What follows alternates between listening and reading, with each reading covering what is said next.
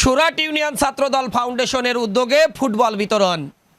মাদকমুক্ত তারুণ্য নির্ভর model Surat union গড়ার লক্ষ্যে সুরাট ইউনিয়ন ছাত্রদল ফাউন্ডেশনের উদ্যোগে সুরাট ইউনিয়নের বিভিন্ন খেলার মাঠের জন্য ফুটবল বিতরণ করা হয়েছে।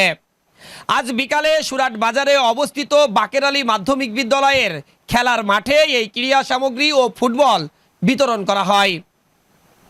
উক্ত ফুটবল বিতরণ অনুষ্ঠানে উপস্থিত ছিলেন সুরাট ইউনিয়ন ছাত্রদল ফাউন্ডেশনের সভাপতি, সাবেক ছাত্রনেতা, সদর উপজেলা যুব দলের সদস্য সচিব জুলফিকার আলী ভুট্টো।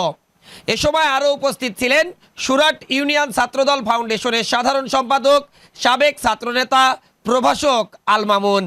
এ সময় আরও উপস্থিত ছিলেন সদর উপজেলা ছাত্রদলের যুগ্ম আহ্বায়ক আজিজুল হাকিম। ফাউন্ডেশনের পক্ষ থেকে এ সময় আরও উপস্থিত ছিলেন আলম হোসেন, শাহিন জোয়ারদার, আরিফুল ইসলাম, সবুজ হোসেন, নাজমুল হোসেন সহ সুরাট ইউনিয়নের বিভিন্ন গ্রামের খেলোয়াড়বৃন্দ।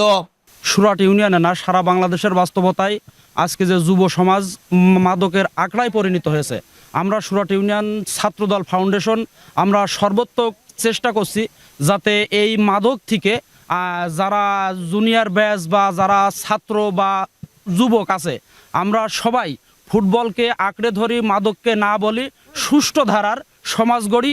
এই প্রত্যাশায় আমরা সুরাট ইউনিয়ন ছাত্রদল ফাউন্ডেশন বিভিন্ন কর্মসূচি আমরা গ্রহণ করেছি।